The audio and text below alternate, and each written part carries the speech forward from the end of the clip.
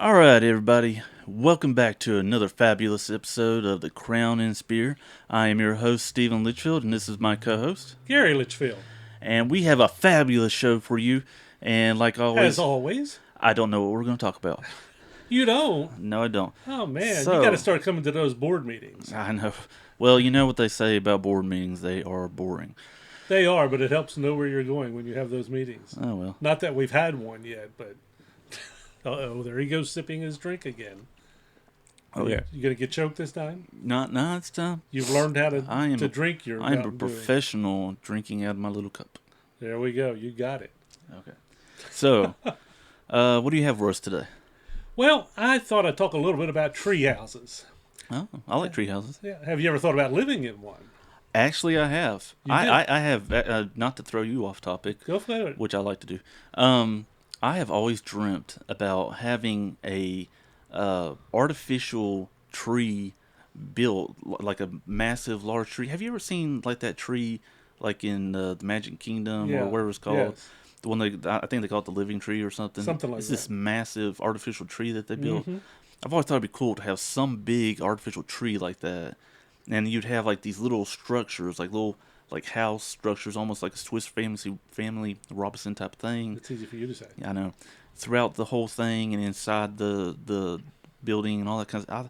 I always thought that'd be cool to live in something like that. That does sound interesting. Now you think about it, and especially with technology today, they can make the whole thing actually look like a tree, and it'd be metal or whatever else, Yeah.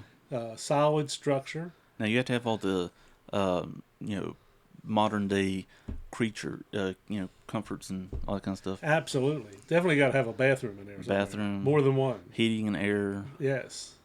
Yeah. Of course, if you're up in a tree, you open the windows, you get a lot of air. Yeah. Probably a good breeze too. Yeah, probably. But it'd be Birds. cool to have something like that. You need air conditioning because I imagine it would get warm. Probably. Summer days. Hmm. Okay, well that'd be cool. Yeah. I've thought it before. We got a couple of really big trees here on our property that would be interesting to have a tree built into, or tree house built into the tree. Hmm. We've got one that's just right out our window here. I can see the leaves of it. And then down the hill and up the other side of the hill a little bit, we have about 2 acres of ground here. On the back 40. Yes, on the back 40. We call it the back 40, and it's only 2 acres altogether. But they're a fair amount of distance apart, but I always thought it'd be cool to have one on each one with a bridge that goes between it. And while I think that's cool, I am afraid of heights, and I'd probably be afraid to walk across it. So that's why God invented harnesses. True. That would probably be a good idea. We could zip over. A zip line from one house to the other. That's right. Hey, come on over and visit me. Just a minute. Click. We'd have to have 2 of them so you got downhill both directions. Yeah, you have to have a way back. Is that you got to pull and pull? And I'm not doing that. I'm going to have someone else pulling That's right. for me. Even in all my fears of heights, I did go on a zip line once many years ago, Hmm. and it was pretty high up. I've always wanted to do it, but I've never been anywhere that it was either I didn't have the money right then to do it, Right. or I was in some area where Well, you're fastened into a harness that you can't get out of, and then you're hooked. Okay, well, all you do is sit down, and away you go. And it was rather fun. Of course, running to the hill on the other side trying to stop was a little clumsy. You had another one of those points where you needed a camera and say, "Look at Litchfield as he crashes into the mountain." It was interesting. Hmm. Anyway, to talk about tree houses some, I always thought it'd be fun to have one to play in. As a kid, we had one, my brothers and I, that we liked to play in. But, there's... was this back in Maryland? Well, we lived in Maryland, but we had some property near Winchester, Virginia. Oh, so We've talked about we're that. going back to the Back to cabin. Winchester. Yes, the cabin in Winchester. In Winchester. Okay. Yes, same place from where we had that adventure the last time. Yeah, with the whole snake. Which, by the situation. way, you asked me, and I looked up Winchester, and it got named after Winchester, England. Oh, so not the people. No, it was named after Well, Winchester, what if the England. people, like the gun and all, got named after the location? They may have. Who knows? I didn't look them up. There we go off on a side road again. I know. But anyway, there were a few TV shows a few years ago. They still play reruns Oh yeah. of tree houses. Do and they one not of have them- new episodes on? I have no idea. We haven't watched it in a long time. We used to like binge watch or like watch them almost religiously every week. Yes. Well, sometimes they'd come on whatever channel it was, and they'd play it on Sunday, one after the other. And so Sunday afternoon, we'd sit and just watch one, and the next, and that keep on going. But anyhow, Yep. I seem to remember one of them. In fact, you looked it up. Was Treehouse Masters, and a guy named Pete was the head of it. They had some pretty fantastic tree houses. They He really was goofy. he was a tree hugger. Literally, he'd walk up and hug the tree for the show. Yeah, and he talked to the trees too. I He remember did. that. Yes, trees have to talk back though. Anyway, I remember the fascination of watching them build the tree houses, and many of them they had like a set of steps that you went up to. It was kind of easy to get up into. And again, with my fear of heights, I don't know how well I could do depending on how high the tree was up there. Some of them, depending on where they were built low enough you could just barely walk under them. And some of them were 20, 30 feet up in the tree. There was this one where they manufactured like an elevator type thing. Kind of. Yes. There was even one was like a bike. Yes, you pedal the You bike. pedaled it and raised you up. Lift I don't know if I would want to do Somebody that else- myself. Somebody else had built that, and Pete went to visit the guy. I remember that. That was pretty cool. That's true, but still, yeah. It still had his elevator to get up into the Yeah. treehouse. That sounds like fun, but again, fear of heights as you're going up, it's like, get out of here, I'm not good on those things. But anyway, back in the day when I was a kid, we had a treehouse when we went up to the place there in Winchester. And the first, we had two of them actually, one until it kind of fell apart. And then we built another one, which we'll get back to all that later on. Remind me if I forget to bring that back up. But the first tree house, I've got three brothers, but it was the older brother usually was off working or something when the rest of us went up there. Was he not married at this point? No, not yet. But then the other two brothers, which one is 4 years older than me, and the other one's 4 years older than him. Well, speaking of, what's your brothers' names? The oldest one is Harry. Uh, And then the next one down is Bob, mhm. which another interesting thing there about Bob. He'll kill me if he watches this at one time, but his name is Robert John Litchfield, but we always called him Bob or Bobby. And so when he was a little boy, now I don't remember this because he was older than me, but my parents would tell the story. They'd asked him to tell his name to somebody, and instead of saying Robert John, he would say, I'm Bobby Robert John.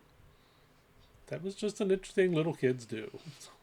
Yeah. But anyway, I was going to say, like, what's wrong with Robert, but then you went into all that. Okay. Well, What, but you didn't say, what was the last one? we had Harry, then Bob, and then Ken. Okay, then Ken. And so this was Bob and Ken and I that had many adventures up there together. And again, like I said, 4 years between me and one, and the next 4 more years up, so 8 between me and the older one. But we decided one day we were going to build us a treehouse. Mm-hmm. And so the process we thought we would go through is we were going to look around and try to find 4 trees that were grouped somewhat close together that we could kind of build the treehouse connecting the 4 trees. And Sounds like a good structure. well, yeah.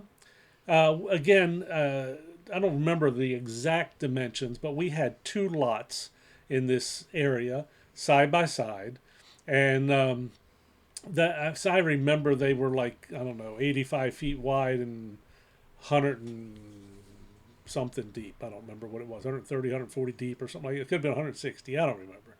Anyway, we had 2 of those side by side.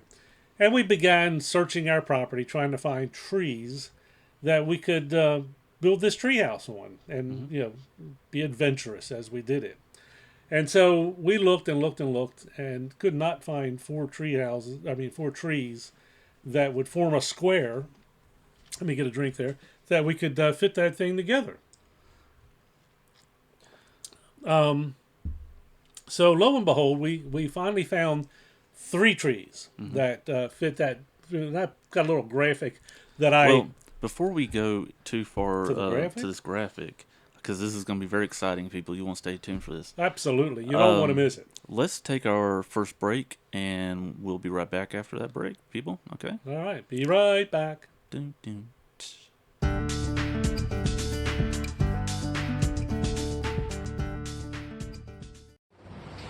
Hi, folks. Gary with the Crown and Spear. We're at the Elkin Farmers Market, and I thought we'd show you some of our stuff. Here we are with some of my walking sticks and carved tops.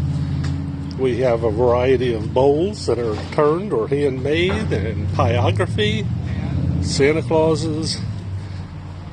That's a copy of a church that I worked at one time. Birdhouses. And there's Steve's book. Some more of our things. And as we come around, there's your other host, Steve. And here we go to this side. We have some bottle toppers, little houses, boxes, cottonwood bark houses, other signs, and then my bigger signs. Some of you have already seen these on part of the other shows, but there's a few other ones that come along with it. And we hope you continue watching. Talk to you later.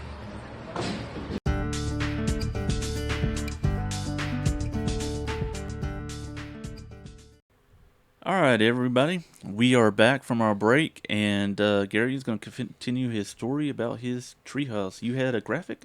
Yes, I have a graphic. Hopefully it'll come up here behind us when I click this button. And of course it didn't do it. There it goes. Gotta love technology. Now, I worked at least 10 minutes on putting this thing together so that people could see my idea of what it was. You're talking about the graphic, the graphics, yes. Yeah, not the treehouse. Yeah. We found 3 trees that I pulled off the internet here and put them in ratio to each other, kind of, on a triangle. We wanted a rectangular. Now, if you could just picture, this is out in the middle of woods, and there are trees everywhere. Mm-hmm. We had a lot of trees out there. And so we finally found these 3 that were sitting there together like that, but we wanted a 4th. Mm-hmm. So being engineers, I guess you could say, we went out and got a axe, and we cut down another tree, and we stuck it right there. Mm-hmm. We cut it down from another spot. We dug a hole fairly deep. I think we had a post hole digger, actually, and we dug down a few feet. Stuck it in there, packed rocks around it and sticks and dirt until it got fairly sturdy. And so that became our 4 trees. And then the ingenious thing that my brother came up with, and we labored on this thing for days. We took some other trees that a lot of them were either down already or some of them we could cut down. And trees probably about 3-4 inches in diameter. Mm-hmm. And we would cut those down, and then my brother would take a hatchet, hit it into the center of that tree, and then I'd hold the hatchet and pull, and he would beat it with an axe, or we had another big axe or something that he'd beat it with, and we split the trees in half. Ah, okay. And then we would take those 2 halves, the flat side up and the round side down, and we'd put them around the tree and on the floor of the tree and the walls of the tree so that it would look something like that. Wow. Isn't that cool? We had a whole grid here at the bottom. That was for stability purposes. So that was for stability. Where's the floor? Where's that Well, I didn't put the floor in there. I was well. busy trying to just get the tree together. Uh-huh. So we had our 3 main trees. We had our post. These were all split rails on the side, and there's gaps on mine here, but in the actual treehouse, they butted up against each other so that they were there. And then there were also this grid work down here at the bottom that you could actually easily from the ground climb up onto that and stand on that. There was a floor inside here with a corner that was cut out right there in this corner. Okay. And then you could crawl through that and get up into the treehouse. Oh. And so it took quite a bit of work, splitting and putting it up there and nailing and putting this whole thing together. Mm-hmm. And then we used it, as kids do, a fort. Oh, yeah, we got to have a fort. Yes. Before guns and things were evil, we would get pine cones, and they became hand grenades. You got to love pine cone hand grenade. Don't you know? They were lovely. Yeah. And then we would also find pieces of limbs from trees that were broken off, and it would be like a straight piece of tree with a branch that was coming off hanging out the bottom there, and that became a rifle. Or your machine gun. Or machine gun. Your imagination. Whatever you want it to be. wherever your imagination would take you. Exactly. And so we would get up there and hide out in the woods, and somebody'd be up there, and we'd throw the pine cones at each other and pretend we were army men shooting at each other from our fortress up there, and play up there for hours at a time. But then, the fateful thing happened. One day, we got bored of playing that way, and we got up inside the treehouse, and we're just As kids do. sitting around. And as I remember it, Bob was laying on the base over here on this side, Mm-hmm. and Ken was over here in this corner, leaning against the back, just say you sit down with your hands around your legs. Mm-hmm. And I was standing right about here where that hole is there. And we were all talking, what can we do? Anybody got any ideas? Those Now, little was it things. always a hole, or did you have any type of way to close it off? Nope, just the hole. Just a hole. Okay. And so we're all standing there and we're talking and trying to figure out what to do, and nobody had any good ideas. And after a period of time of back and forth, and nobody having any ideas, Bob, who was laying over here, looked over at Ken and said, "Hey, I got an idea. Why don't we just tie Gary up and throw him over the side?" At which time, as a little kid, I had a little bit of a temper. And no, don't even go there. I've worked on that greatly over the years, much better than I used to be. Okay. Anyway, I would have hated to meet you as a little kid. yeah, there we go. Anyway, standing there next to that hole, I picked up my foot and went to stomp it to say no. And as I said no and stomped down, my foot hit that hole and right through and landed on one of these two. I don't remember exactly which one it was, right across my stomach. And then just kind of curled over, hit the ground. And when I did that, it knocked the wind out of me, and I couldn't breathe. Yeah, I bet it did. Which scared the fire out of my brothers. And they come jumping up and jumped in there real quick, picked me up, and tried to get me to breathe because I'm kind of like, you know how you go when you get the wind knocked out Now, of you. when they reached you and turned you over and checked and see if you're okay and everything, you should have said in your little, still, small voice at the time, "That's what you get." Well, I couldn't even get anything out of my mouth at that time. And so Bob, like I said, he was 8 years older. He grabbed me up, picked me up, and there was a path that went up this way to our cabin, which was over here, and got inside. Of course, my parents had a fit with them saying they were going to throw me over the side and me getting hurt. And, it took some little discipline area there from my dad. And you were Mama's favorite, weren't you? No. But it was... It was my mother's father that I was the favorite of. That's where the temper came in from him. Okay. So anyway, but that was a rather interesting perspective of having fun and it turning bad Mm-hmm. because of having a little bit of a temper. And so as I thought about it, people can get mad over the least little things and get angry. It's very true. And with that anger can come disastrous things, like falling out of a treehouse and landing over a railing at the bottom. And it can be rather tough. Mm-hmm. So as I thought about that some, I thought, folks today have a tendency to get very angry quickly over things that happen. And they need to learn to let things slide a little bit and not just get them so overly agitated right away. Mm-hmm. And so it made me think about a Bible verse, which I'll go ahead and show here now if it comes on up as it should. Out of Psalm 15:1, it says, "A soft answer turns away wrath, but a harsh word stirs up anger." And that's an important verse. That tells us about controlling ourselves some. We don't have a tendency to always control ourselves. There was a time, much later on in life, and you'll probably remember this, we were in Andrews, North Carolina, and we had a youth center in town that multiple churches worked together on called The Rock. The Rock. Mm-hmm. You remember that? I remember originally it was going to be called the Eagle's Nest. Yes, and you had drawn a Yeah. fantastic image for that. But then, when you think about it, didn't Hitler have a house called the Eagle's Nest? There was something like that, I think.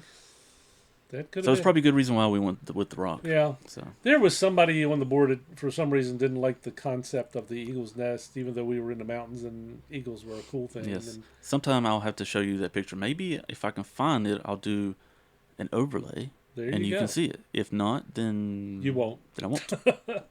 But anyway, back to the story. different ones of us who were on the board would take turns being in charge at the Rock on a given weekend, Mm-hmm. and just monitor kids. And we had a nice sized room. We had Christian music playing. Sometimes we'd have snacks. We had a couple of ping pong tables, and somebody had given us a pool table, Mm-hmm. and we had some board games and stuff like that for the And there were kids. some video games, and they were Video all games. like GPG type of Yeah, youthful just very games. simple old school ones that, Yeah, this was years ago now. I think it was like an N64 at the time, so that's been a while. Been a while, yes. So anyway, I was down there and I was in charge, and watching around doing things, and we had rules. I mean, Uh, trying to be a good place for kids to come and have a safe haven for them to come and have fun. mm-hmm. We had some rules that they had to follow, and there was this young boy, and I don't think he was more than about 12. Well, before we get to who this young boy is, leave it a slight mystery for all our listeners. Is it commercial time We again? are going to take our next break, and after that, we will get back to our story. So everybody, hold on, don't go anywhere, You don't and want to we'll- miss the rest of this. and we'll be right back.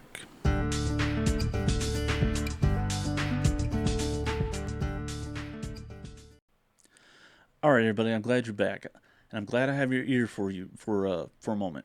Okay, if you haven't already, go to Amazon.com and get you my book here.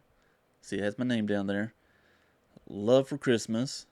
They are flying off the shelves. People love them. It's great. Get your copy. And if you want a signed copy, shoot us an email. Somehow we'll figure out how to get you a signed copy. You'll have to go to thecrownanspear@gmail.com. And also check out the merch shop.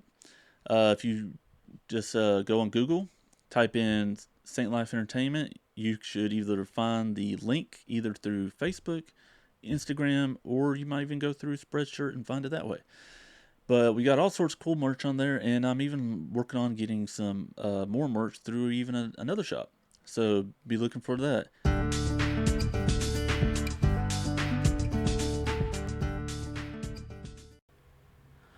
And we're back. Okay, to continue our story about the youth center called The Rock, you were talking about a particular individual.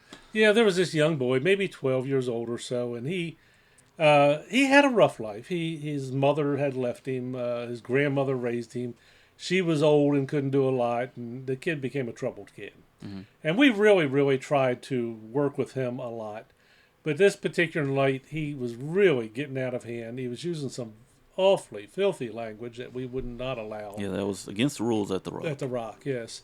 And then he got to where he started picking on some of the girls and hitting at them, and I finally had enough after giving him multiple chances and talking to where I told him he had to leave. It was just couldn't stay any longer that night. He had to leave, which really ticked him off. And I said, I'm done. I said, either you call your grandmother, have her come pick you up, or I'll have to call the police, and they'll take you home. And so anyway, he finally did call his grandmother, and she came, and we stood out in front of the building. It was right on Main Street in this little town. And she came, and he got in the car, and of course he tells her he didn't do a thing wrong, and I was just a mean guy who wanted to get rid of him. And she started cussing me and yelling and hollering, and of course, and what I would do at that point, because I no longer was getting angry like I did as a youth, I would just stand there and say, "Yes, ma'am, you have a great day, and y'all need to move along." And she continued to cuss me out and say other mean and nasty things. And I simply again to her said, "Ma'am, you either need to move along or we will have to call the police to have you all removed." Mm-hmm. And she finally did leave. The interesting thing that happened with that is several of the kids who were standing there, they were like, "Mr. Litchfield, how could you stay so calm? I'd have cussed her out myself." I said, "Well, where would that get us? What good would it do to escalate this if we both started yelling at each other?" I said, "We had the right to send him home. We sent him home, and he left, and now we're back to normal." And so we had a way of getting back it to where it ought to be. Mm-hmm. Which brings me up to another principle. In the Bible, it talks about the fact that folks who are in leadership, and in a sense, it really talks to everybody, not just pastors and elders of churches, but leaders of households, fathers, and folks who are in places of authority. things that they should have as characteristics of their life. And another passage that comes in out of Titus, there's another passage similar to it in Timothy, Mm-hmm. but I picked the one out of Titus. And it says, "For an overseer, as God's steward, must be above reproach.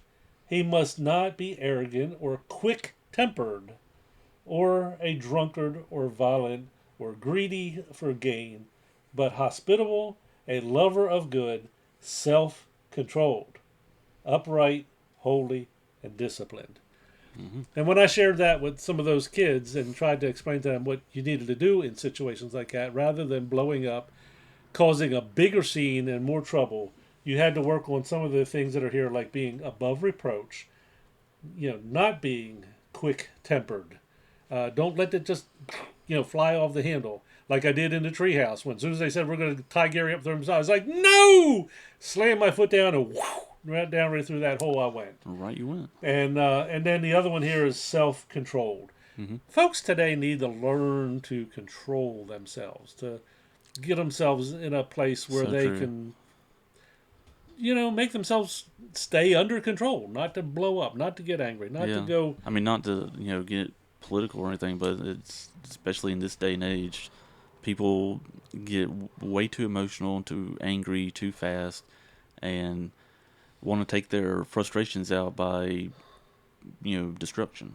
Well, you think of all the things that have gone on this past summer with groups that got together and literally went in and destroyed buildings in a town, busted their windows, stole their property, because they got angry over another situation. And rather staying self controlled and calm, people who had nothing to do with the entire situation lost their building, their property, their stock that was in the Some stores. of them lost their own Some of lives, yeah, and you know, people destroyed their own community. They didn't and have a I'm place to all shop anymore. for again, not to get political or anything.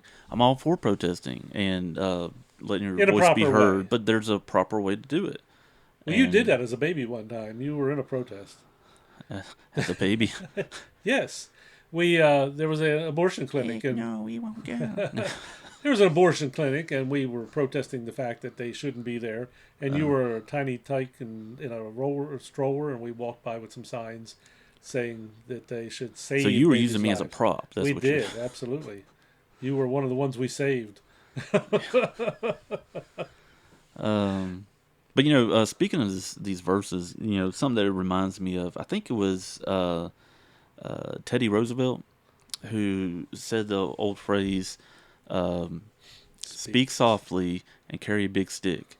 And I think about with this whole what we're talking about, as Christians, we should be calmly talking to people, even in maybe hostile situations. But instead, of necessarily a big stick, what we got is the Bible. Absolutely. That's our big stick. That's our sword, our shield, everything. Um, People need to get back to that. There was a time when our country was mostly, at least claiming to be, Christians. yeah. It has departed from that. Again, trying to stay non-political, but taking prayer and things out of school, taking Bible reading out of school. Things have escalated there, gotten worse. I had a thing this past week that somebody put on Facebook, where back in the day, like when I was a kid, and I'm only 67 years old, but back when I was a kid, literally you could take the Sears and Roebuck catalog and order a semi-automatic rifle, pay for it by check, and it would be mailed to your house. Today, it's hard to even get a gun, and they're trying to put more and more regulations on them, what Mm-hmm. you can do, what you can't do, and and as the person put in that article, it wasn't the guns have not changed. It's people's intentions and their attitudes, and if it goes back to our verse we started out with, a soft answer turns away wrath. And people have no concept of giving a soft answer today. It's like, I don't like you, so I'm just going to pull the gun and shoot you. Mm-hmm. There was a thing on the news this morning that just downtown New York, somebody pulled out a gun and shot three people, including a little girl that the police scooped up their arms and ran off to meet up with an ambulance, and they all turned out okay. But people just don't know how to have a soft answer Mm-hmm. and figure out a way to talk things out and calmly work through things. And yet today there's a lot of violence and people being shot. Now I'm not against guns. I mean, I'm a concealed carry holder myself. Rarely go anywhere without a gun, but I have never shot anybody. But if somebody comes after me, I will protect me and my family, just to be safe. So, and I hope you never have to shoot anybody. I don't want to. Don't ever want to do it. But And most responsible people with guns, that's how they feel. They hope that they right. never have to pull that gun out in any situation. As far as I know, and I remember hearing a statistic one time that in every one of the shootings that have gone on, it's somebody who got a gun, most of them illegally. They were not concealed carry people who have gone through training, know how to do it, know how to give a soft answer. They know how to do, as in the other verse that was there, be self controlled, as it is down here, not quick tempered. And they didn't have problems years ago, and they don't have problems today. It's some people today who can't control themselves, can't follow the rules, and think, well, I'm just going to have my way. It's my way or the highway, and so you won't do what I do, I'll shoot you. And it's pretty bad. Yeah. All right. We're getting close to the end of our show today. Do you got anything else you want to add to that? Well, I think we ought to pray again. That's a good idea. We kind of forgot to do that last week. I am so sorry, people. We kind of got out of sync on a couple of things last week. Yeah. And it kind of slipped up on us, and we missed it. But I'm sure God will forgive us. Absolutely, He is a forgiving God. So, how about let's go ahead and go to our prayer. All right. Father, we thank you for allowing us to be here with everybody again today, and for the group that's watching us. Father, we think about how quick-tempered so many people are today, and they're afraid to actually sit down and try to talk things out and solve it more peacefully. And so we pray for your spirit to come down upon particularly our nation. Other nations would be good too, but that you would help to calm attitudes and actions and get people to think through things. And Father, if it's any way that we can get people back to the Bible so that they can understand your word and what your word says about relationships and how things are done, and to do it properly and to have some good leadership. So we thank you for that, that people may consider you as one to follow. We thank you in Jesus' name. Amen. Amen. All right, I want to do, what are you about to say? I was going to say, do you going to mention about Santa again? I was literally about to say that. See, minds thinking alike. So a quick reminder to everybody, we still have our competition going. This is, I don't know if you can see it that well on our little camera, but this is a carving. It's a Santa carving. I know it's not Christmas, but hey, it's still really cool carving. But our competition, for those who don't know, is you need to go to our email, thecrownandspear@gmail.com, and hopefully I'll have an overlay that'll, so you can see what it is. Anyways, if you go on there, leave your name and the keywords of win carving. There you go. And you'll be entered into the competition to win the carving. Now, the way you win is on YouTube. We got to reach 1,000 subscribers. So if you want to win, you also, behooves you to subscribe. And get all your friends to subscribe. Get share. Get all your enemies to subscribe. Might do them some good. It may do them some good. So when we hit 1,000 subscribers, we will go through our list, because we are cataloging everybody who is sending it in, and it's great, all the people who are sending in their messages. We're cataloging yeah. And once we hit 1,000 subscribers, we're going to take them all, jumble them all up together, and we're going to randomly pick someone's name. And whoever we pick is going to win this awesome carving. And you want to win it, so you got to put your name in, you got to subscribe. It'd be great if you hit that like button and smash that notification bell, leave us a comment, all that good stuff. Also, I want to say thank you to everybody who wished me a happy birthday. It was my birthday this past week. It was. Yeah. Getting old. I'm getting old. I'm saying how old I am. And do you have anything else you want to add real quick? That's pretty much it, I think. Okay. We've wrapped everything up today. All right. All right. For everybody here at the Crown and Spear, I am your host, Stephen Litchfield, and this is my co-host, Gary Litchfield. And we will catch you next time. All right, everybody. Goodbye.